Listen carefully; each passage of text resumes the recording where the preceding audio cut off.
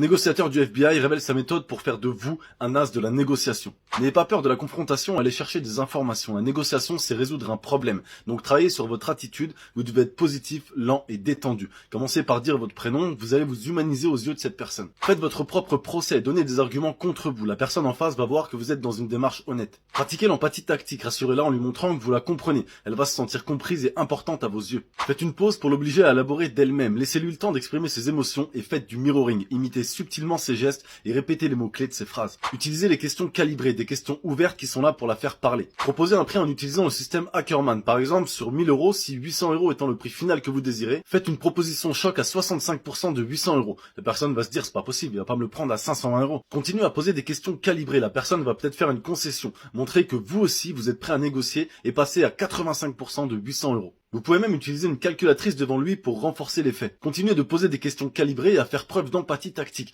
La personne va peut-être faire une autre proposition, c'est là que vous montez à 95%. Si la personne continue à vous dire que c'est pas assez, faites votre dernière proposition qui est le prix que vous vouliez depuis le début. Donnez un prix très précis comme 809 euros, je ne peux pas aller au-delà. Ça donne l'impression qu'il a été savamment calculé. Utilisez des termes comme honnête ou juste pour montrer que vous êtes arrivé au point de la négociation qui est un équilibre parfait entre les deux parties. Si elle continue à insister, rajoutez un service non monétaire comme ramener des amis pour qu'ils consomment chez lui. Ces rajouts donnent l'impression à la personne qu'elle vous a poussé dans vos retranchements et que vous ne pouvez rien faire de plus.